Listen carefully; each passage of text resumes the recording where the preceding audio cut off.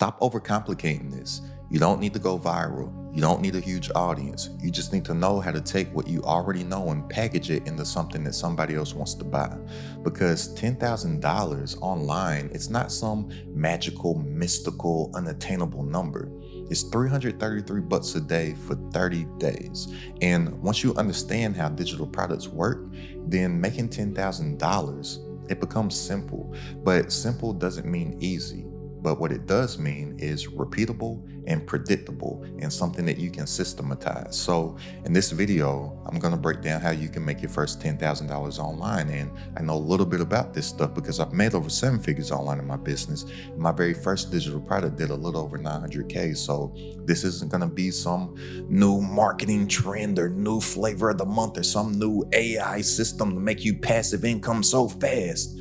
It's just going to be some actual tactical stuff that you can implement right now that works if you work it.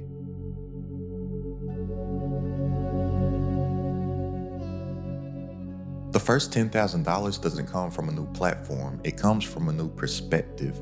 And most people are starting with the wrong question. They're asking, how do I make money online? And that question, it'll keep you broke.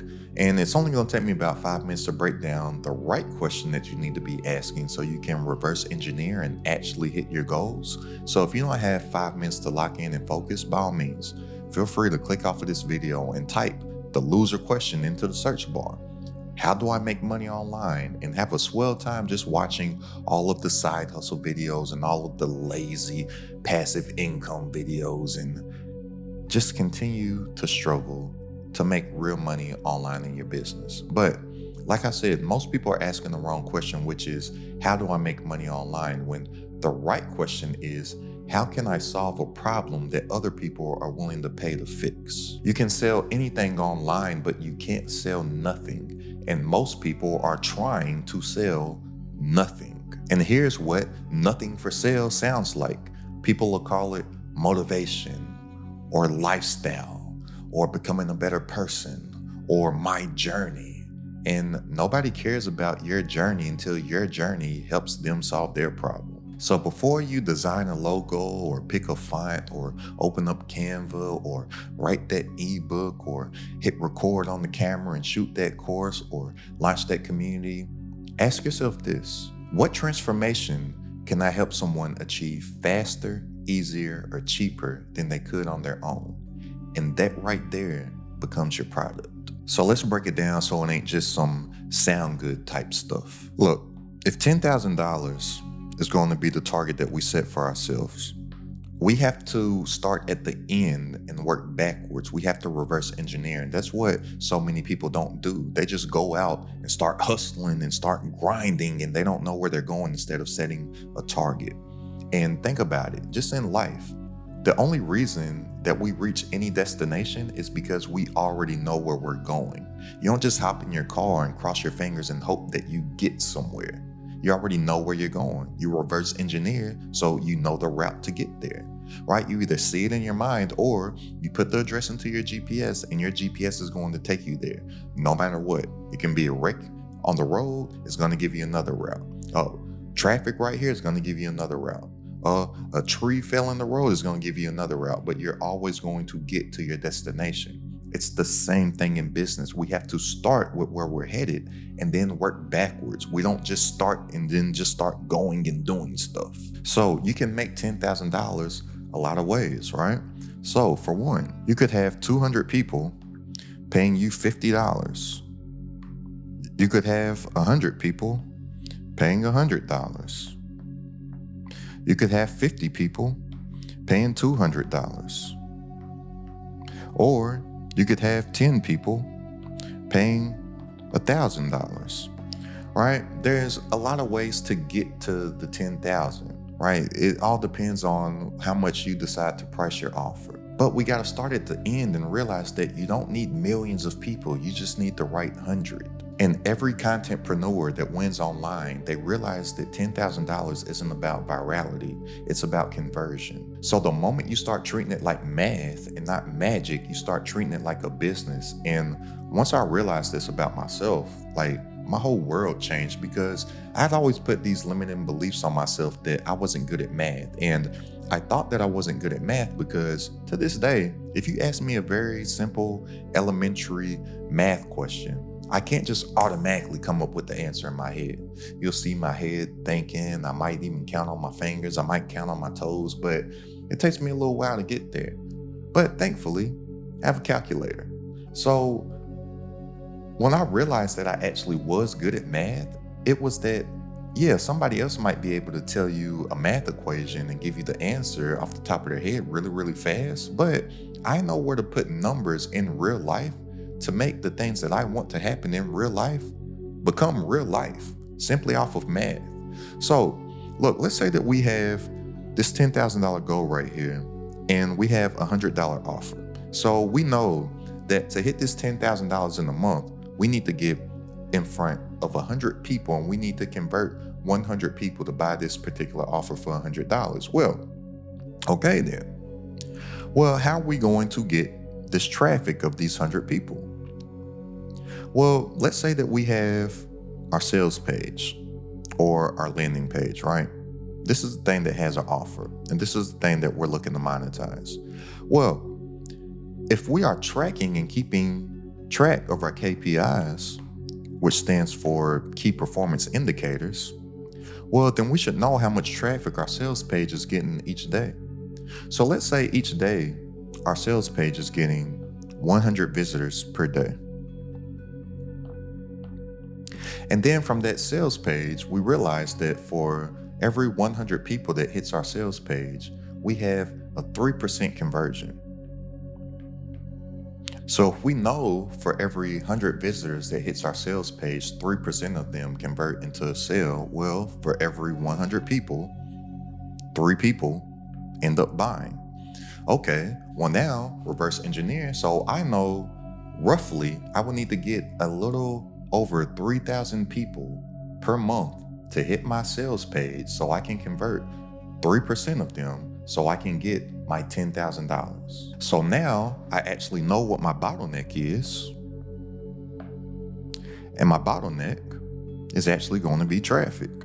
So now, instead of thinking, what digital product should I make? What should my offer be? What should the title be? What is the best platform to sell? I know that I don't have to worry about any of that stuff. And I need to think about, okay, traffic.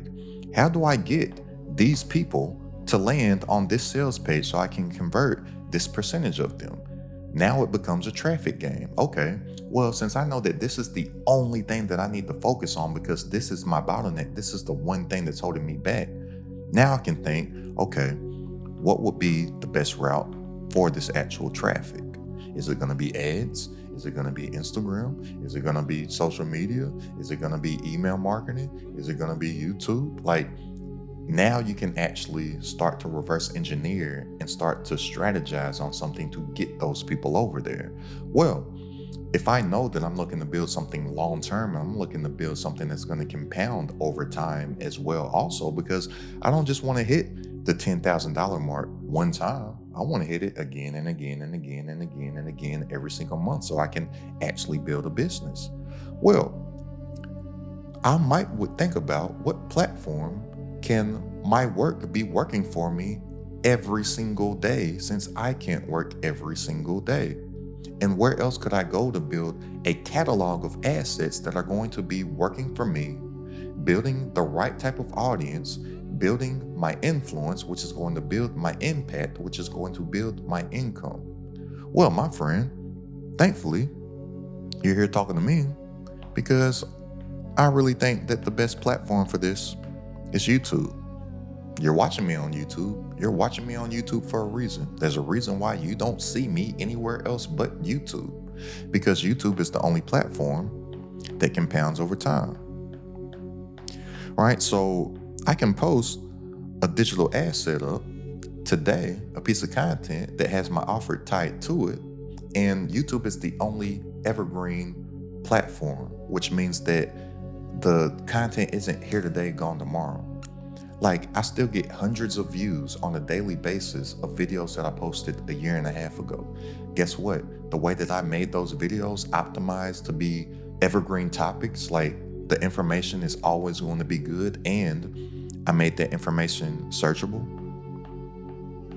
because not only is YouTube the number one streaming platform on the planet, like it's bigger than Netflix, Hulu, Amazon Prime, HBO Max, all that type of stuff, but it's the second biggest search engine because Google owns YouTube. So I made these videos not only evergreen as far as the content, but I made them searchable. So a year and a half later, the primary traffic that those videos get come from search, and they get hundreds of views per day. Well, guess what happens when I start to build a catalog of videos that I designed just like this as well, that are getting hundreds of views per day for years. And every single one of those videos is tied to my offer.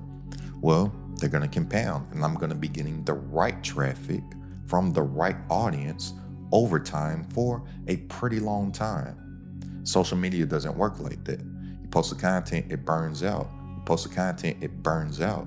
Ads don't work like that. The most money that I've spent on ads in a single month is a little over $100,000. So I haven't spent the most on ads, but I definitely haven't spent the least. An ad burns out as soon as you stop spending money on that. But YouTube, it compounds over time and you get paid for it.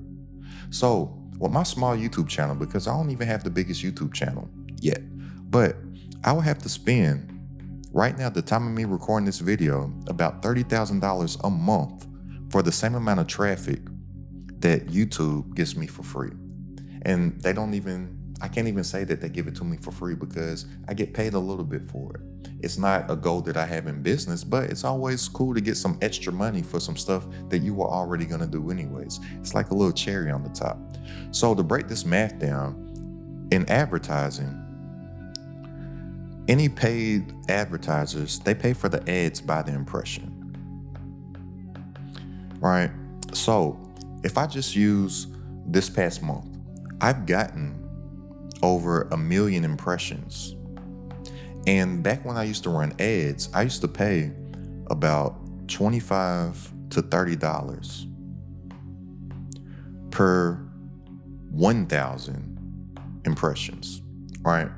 So let's just say this $30 here.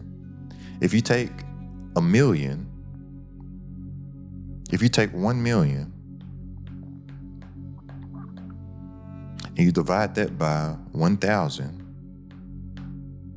you get 1,000.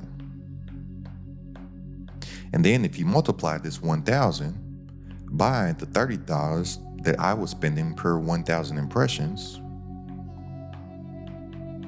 you get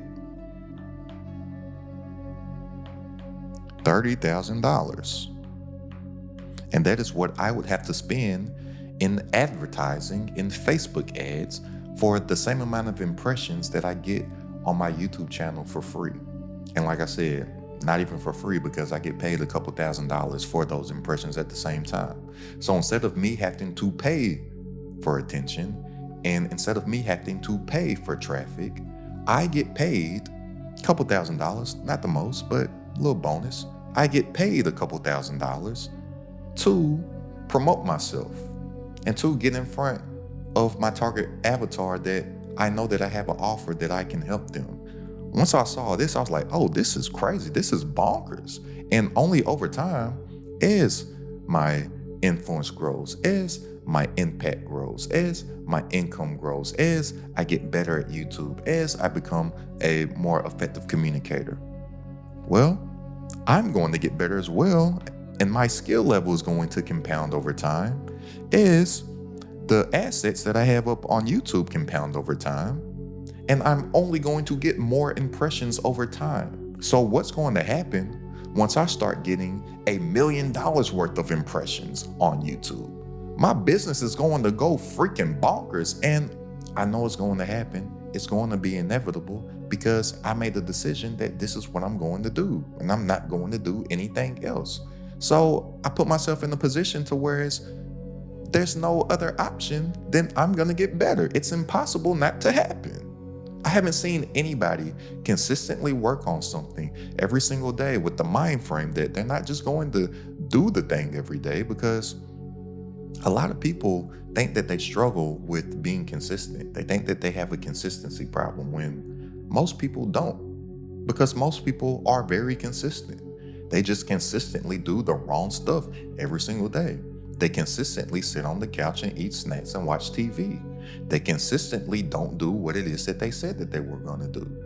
They consistently said that they're going to build their business and read this book or take this course and don't do it, right? Most people are consistent, but they're not consistently working on doing the right things, and not only doing the right things, working on getting better at the right things over time. I am. So I know it's inevitable that I'm going to get better at YouTube. It's inevitable that my audience is going to grow. It's inevitable that I'm going to get more impressions the better that I get at YouTube. It's inevitable that my offer in my community is going to get better over time, and that I'm going to get better results for people over time that I can show people on my YouTube channel. Like, everything's going to explode. It's just a matter of time. And it's just a matter of me making the decision on if I'm going to do it for however that time is, which I don't care about how long something's going to take, because the time's going to pass anyways. And that's what most people can't get through their thick skulls. They're thinking, how long is something going to take when the time is already going to pass anyways?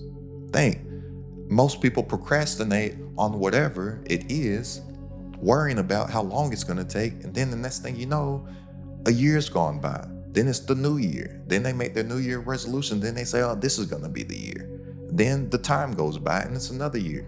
Now it's already been 6 years, 8 years, 10 years, 27 years, and they've been wondering how long something's going to take when that time already passed anyways. So my mentality is, I don't care about how long something's going to take, because the time's already going to pass anyways. And I already know that when that time passes, I'm going to be much better, in a way better position than where I would have been if I'm just sitting there, oh, how long is going to take? How long is going to take? Doesn't matter. The time's already going to pass. So why don't I spend that time being productive and making me a better person, improving my mindset, improving my skill set, and acquiring new skills over time that are only going to work for me over time. And most people, they're stuck wondering how long something's going to take, and thinking that, oh, well, if it doesn't work for this long, then what? When it's impossible for work not to work. It's impossible. If something's not working for you, then it's working on you, and it's turning you into the person that you need to be for it to work for. And that's something that I realize. If I haven't hit certain targets that I've set for myself yet, I'm like, okay, the work's working on me, because I'm not somebody who is capable of achieving this yet, or else it would be working for me. So let me go ahead and let the work on me. Let me go ahead and learn. Let me go ahead and get better. Let me go ahead and sharpen my tool set. Let me go ahead and acquire new skills so I can turn into the person that deserves it, that the work can work for. And that's what most people don't realize. The be comes before the get. Most people think that they're going to get something and then become a new person, but no, you got to become something new before you can get something that you desire. And that comes from letting the work on you so it can work for you. People, they say this all the time, man. It's always a $10,000 number. Oh, once I get $10,000, then I'll start doing X, Y, Z. Then I'll start investing in myself. I was talking to one of my cousins about a month ago. He's talking about, yeah, man, when I get home, man, I'm just going to get back to the hood. I'm going to feed my people. I'm like, no, you're not, because you're not a giving person now. Why you think once you get something, then you're going to be generous with it? No, you're not. You got to start being like that now. Somebody tells me that they're going to invest in their business once they start making a certain amount of money. I'm like, no, you're not. You don't even take the watermark off of the app that you use right now to shoot your videos. You don't even pay the $2.99 to remove the little watermark. You wouldn't invest in yourself. You won't even go and buy a book. Like, you're looking for all the free alternatives to find the bootleg audio versions that sound like robots on YouTube instead of buying the book. You won't invest in yourself now. Why do you think once you get rich, you'll start to invest in yourself? No, you got to become the person now. But once you start to think like this, you start to realize what to actually focus on. So for this example right here that I just gave, that's an example of how you can reverse engineer and know what it is that you need to focus on, instead of people thinking that they need to focus on what the product is, what platform to sell on. This example right here, you would know that your bottleneck is traffic. And then you would start to work on the right things. That's why somebody literally in my comments yesterday said that they have been working on their online business for like 6 or 7 or 8 years or something like that with no results. And they work like 8 or 10 hours a day. There's not anything to work on for 8 to 10 hours a day if you're building an online business. I work very maximum 4 hours a day at a max, and 4 hours is pushing it. And that's with me being consistent in creating YouTube content. That's with me being consistent in creating educational content and resources for my community. That's with me responding to my direct messages, comments, all that type of stuff in my community. That's with me still living and having a swell time, because as soon as I get done wrapping up this video, I'm going to the movies, because that's something that I actually love to do. I like to go to the movies in the middle of the day when everybody's at work and I can have the theater all to myself. Like, I'm not saying that there's not work to do, but once you have an offer and you have a product, all that you have to do is work on getting that product in front of people. That does not take 8 to 10 hours a day. 8 to 10 hours a day is when you have staff and you have meetings that you have to go to, and you have a product that always constantly needs tinkering and customer support and all that type of stuff.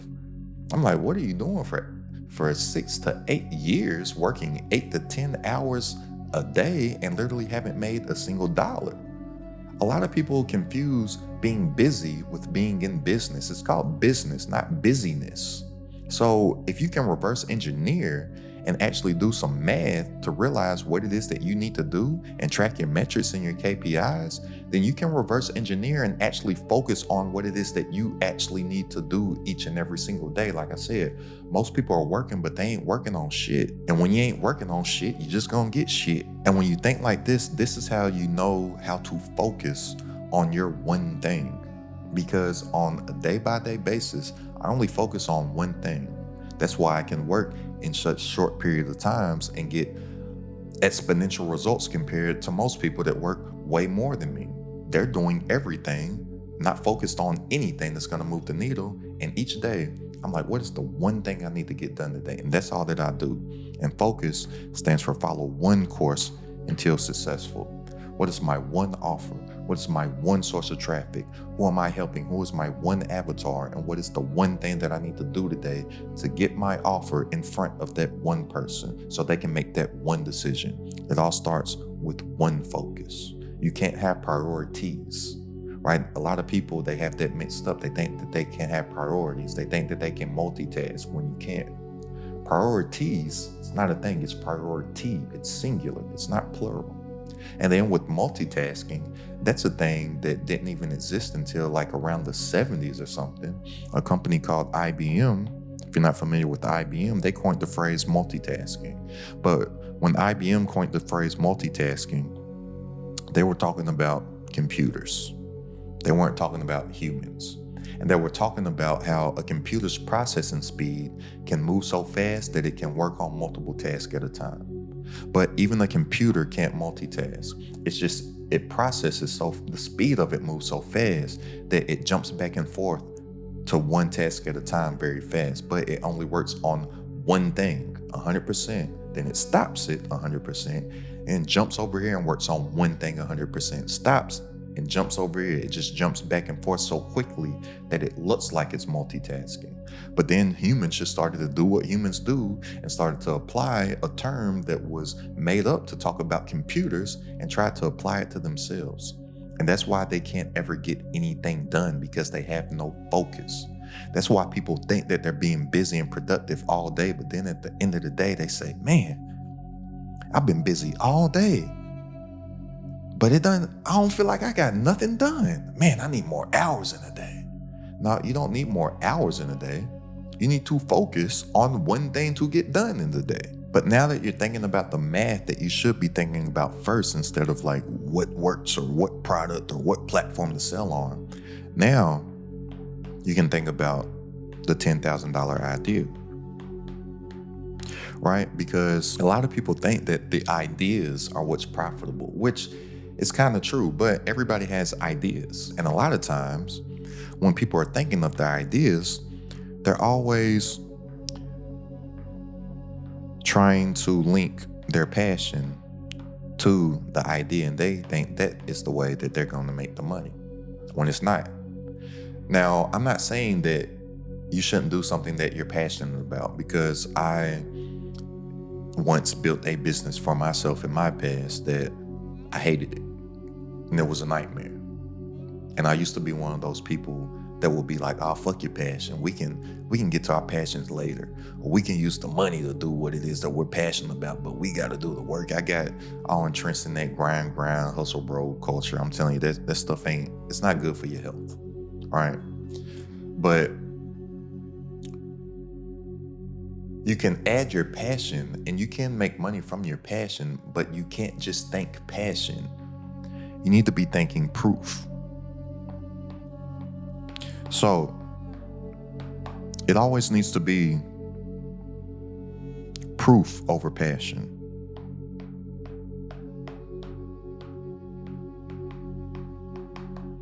Because proof is the only thing that people pay for. So if you can attach something that you're passionate about with proof that you can deliver a transformation, then that's how you make money with your passion. And there's only 3 things that people pay money for. So for one, it's for them to learn how to make money. For 2, actually now I'm saying that there's 4. So it's either make money or save money. 3rd is to save time. And the 4th thing is to change how they feel. And this one here is huge, because us as humans, we're emotional creatures. And pretty much the only reason that we do anything is because we feel like it.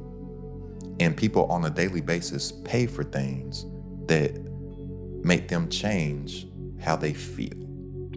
I know we're talking about online business, but even just take it to a regular analog world type of thing.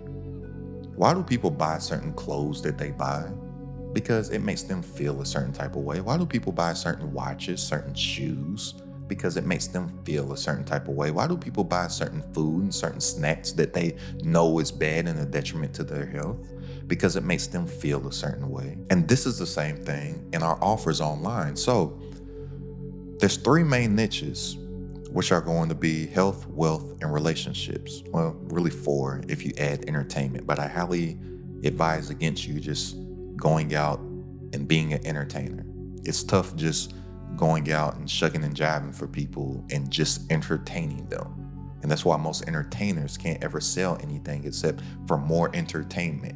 And when you're just entertaining everybody for free, it's going to be very, very, very, very hard to convert those people to pay for some entertainment when they're getting all the entertainment for free. But the main 3 niches are health, wealth, and relationships, right? But there's so many subsets of niches within the big 3. And if you're focused on helping someone change how they feel, then you would always be able to niche down within one of those big 3 niches, and you could niche down until it hurts.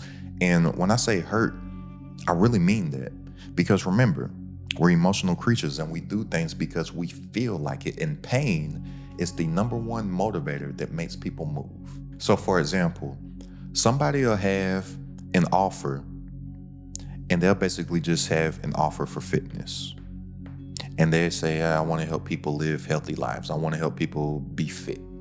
Well, what is the pain behind the fitness? Like, what is the reason that somebody actually wants to get in shape? There's always going to be an underlying root reason of why they want to. And a lot of times it's behind some type of pain. So for example, this same fitness offer, it could be for busy moms.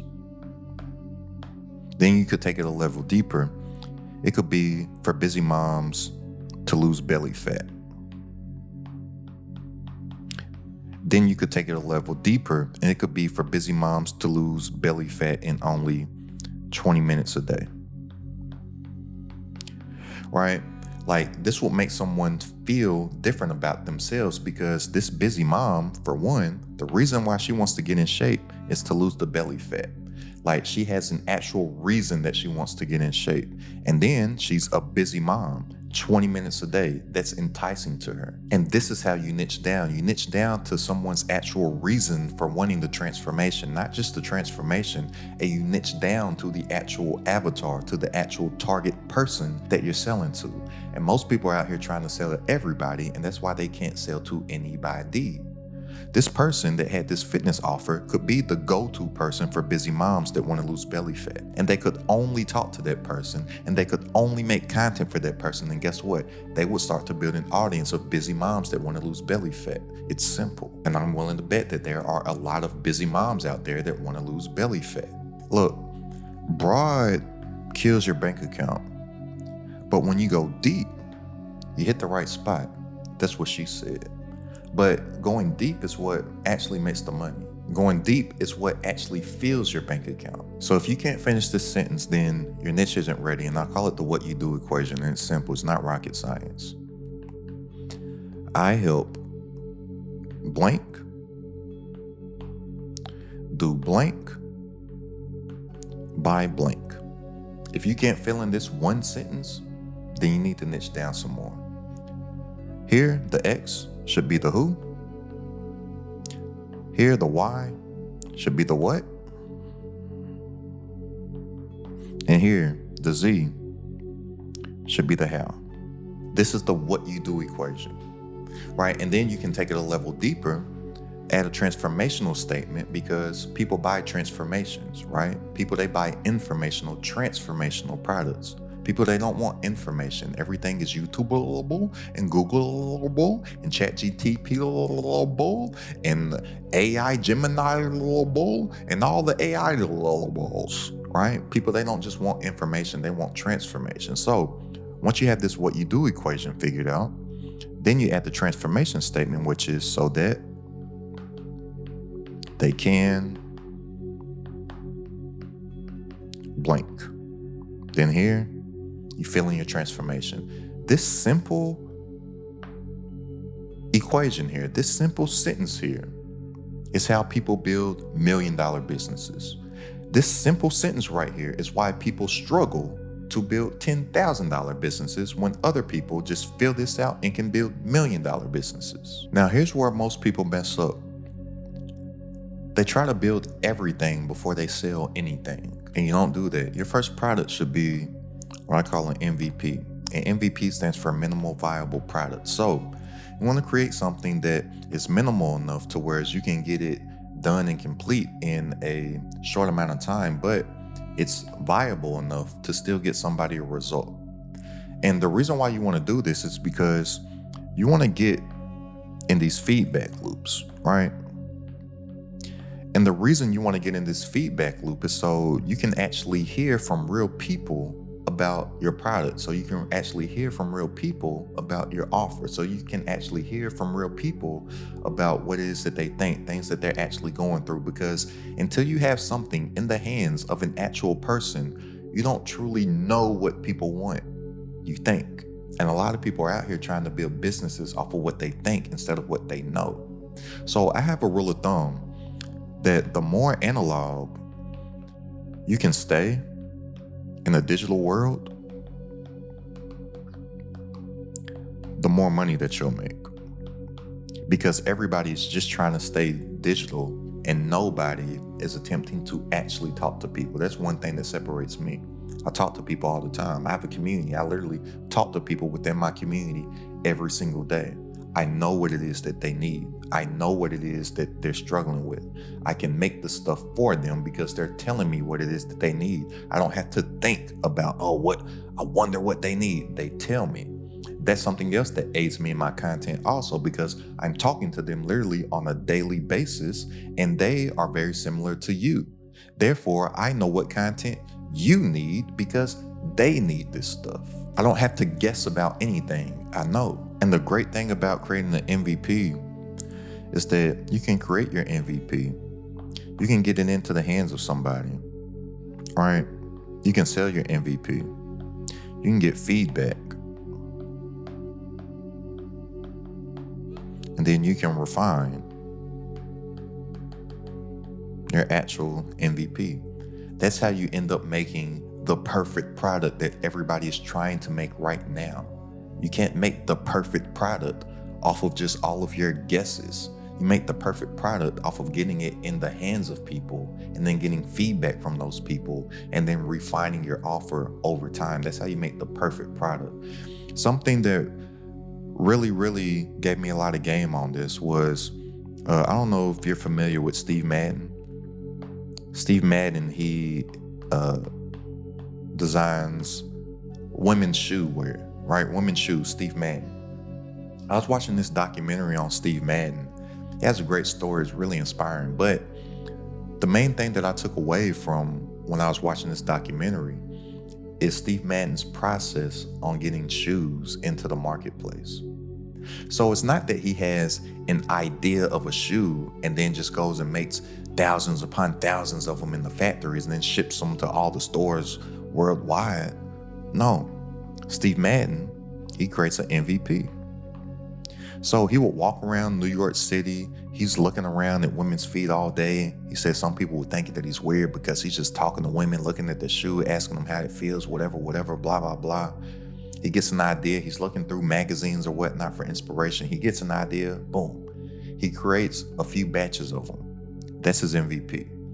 And then his flagship store that he had that was actually above a little factory that they had, he creates that MVP, and then he takes those few pairs of shoes down to the store. And when he takes those shoes down to the store, then either himself or his employees, they're looking and they're seeing what people walk into the store over that weekend. Like, are people pulled to the shoe? Is the gravity of the shoe attracting people? And if it is, then they will start to ask the people questions. Oh, what do you think about the shoe? Oh, do you like the silhouette of it? How does it feel? How does it look? Oh, could you wear it with outfits? Put it on. How does it feel? They're getting real life feedback from people in real time. And then from the feedback that they got, and if the shoe sold out, I think he said like if they could sell out over a weekend or if they really sold on like a Saturday, he was like, I got one. Then he went and he refined his product. And then that MVP turns into one of the mass market shoes that he sells. But it all started from him just having an idea, creating a minimal viable product off of that idea, very quickly getting it into the hands of people and hearing what the people had to say about it and how they felt about it. And then he knew that he had something, and then he would take that and then go out, mass produce it, get the factories working, sell it everywhere. Well, if you take that same model, how most people are treating their digital products, they're thinking about being Steve Madden and going out and making 1 million shoes that he doesn't even know if people like or not, and then going out and trying to sell it. And then when it doesn't sell, being like, I wonder why people don't like this shoe. Like, it's so great. Like, this was such a great idea. How do you know it's great? How do you know it's such a great idea? It was to you. And I'm sitting here telling you, as somebody that's been a full-time entrepreneur since 2016, I fired my job April 1st, 2016. What you think is a great idea, in your opinion, is a bad business decision. Because you don't have a great idea unless other people want to buy your idea. And how do you know if other people want to buy your idea outside of getting it into the hands of other people? But it's about speed to market, not perfection. Your first goal isn't to impress, it's to validate. I've even done stuff where my MVP has been a free class that I've done. Like I've held master classes for free, or I've paid for them before, like live events where I teach something on something like Zoom or something like that, just to teach, just to see if people are truly getting value from what it is that I have to say. And then I charge them for the recordings. And then from that recording, then I went out and I made a digital product to it. And then even in times in my past, I've had the recording of that training that I did be a product that I sold. I remember I did one live training. I charged $300 for it. All right. So not only did those people get $300 to attend the live training, they got the recording of the live training. And then I sold the recording of the live training over and over and over again. I think in this particular funnel, I think I might have sold it for somewhere around $50 somewhere around 50 to 100 bucks for the recording. And I sold a lot of these recordings, right? Like, I took a minimal viable product, had an idea of something, wanted to get a concept of it, and then threw that into the back end of one of my funnels as an offer for a digital product. And the way that I could market it in my funnel was saying like, hey, I had this 3-hour class, I had this 3-hour training where people paid $300 for it. Right now, you can get it for $50. Or I think the original price was $100. And if they declined it, I downsold them the same exact thing for 50% off. A nice percentage of people took that recording. That was me in real time creating an MVP to get my information in front of people, to actually talk to people, because in this training, I had a Q&A session at the end of it so I could actually get feedback and answer people's questions. And then, even after that, I sold the thing where a percentage of people bought the thing for $100, and those people that declined it for $100, I offered to them for $50. A percentage of them people took that too. Like, I'm all for getting some extra money. I'm all for repurposing some stuff that I've already done. Getting paid over and over and over again for one piece of work. But like I said, your initial goal isn't to impress, it's to validate. Because when you validate, you get sales. And when you get sales from your MVP, you get feedback. And when you get feedback, you get the roadmap to your next level. You get the roadmap to level up. And then when you get that roadmap, guess what you're going to have to do again with that over time? You're going to validate. This is the forever cycle of business, right? This is how people actually do end up making those perfect products that you may believe that somebody has. They didn't start it off like that. They did this. My offer that I have right now, my community, is credited at the top. I went through this process. What it is right now is not what it was. I went through a validation and feedback process, and it's only going to get better the more feedback that I have to validate. And it's a simple 3-step process that you need to build a $10,000 per month business. It's not as complicated as people try to make it seem. And a lot of people trying to make it seem super complicated, they're just trying to sound smart. I'm telling you, you don't got to be that smart to make $10,000 a month. Like I said, remember, that's only $333 per day. Once you break it down, that is very, very, very attainable. You got a $100 offer, you don't think that you can get about 3 people per day to buy that? You got a $50 offer, you don't think that you can get about 6 people to buy that? Like, this stuff is doable. So 3 simple steps. It starts with capturing attention. Pick what is going to be your vehicle to get attention. Everything works. Right? If everything works, Instagram works, TikTok works, email works, ads work, Twitter works, Threads work, LinkedIn works, Reddit works, everything works.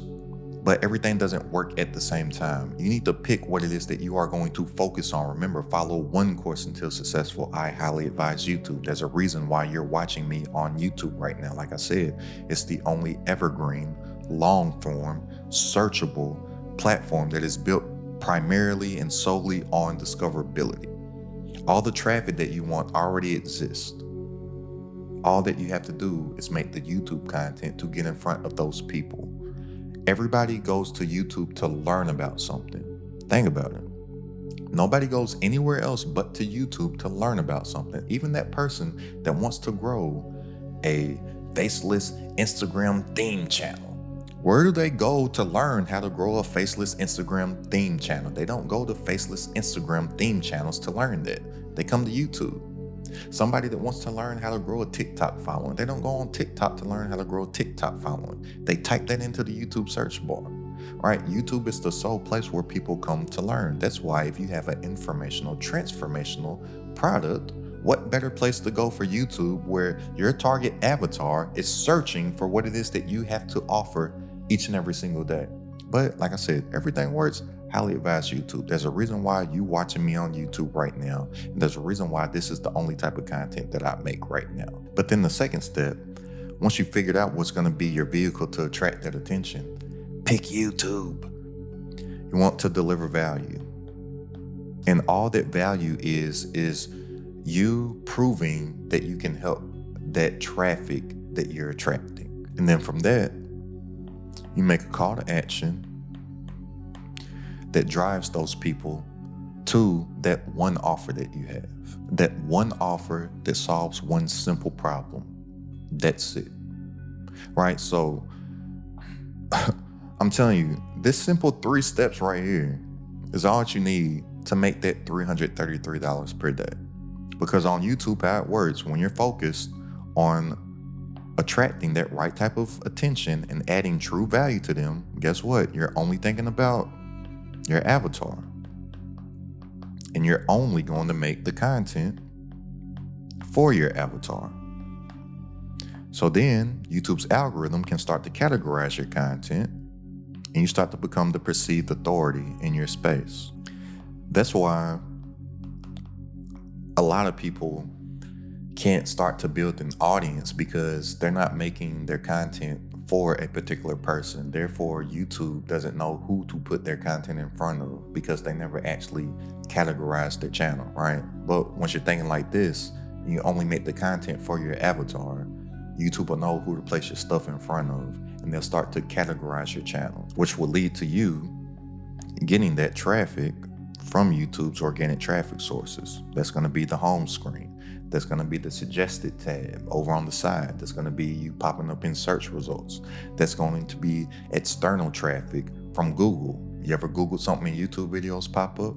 Remember, Google, #1 search engine on the planet, and Google owns YouTube. You're going to get external traffic from Google. You're going to get external traffic from people sharing your videos. My videos get shared thousands of times per month, right? I deliver value to people. People hit that little share button up under on YouTube and they send the links to their friends. They send the links to their family members. They send the links to people that they think the content will be of value to, which leads to YouTube putting you in front of more people that fits your avatar's profile.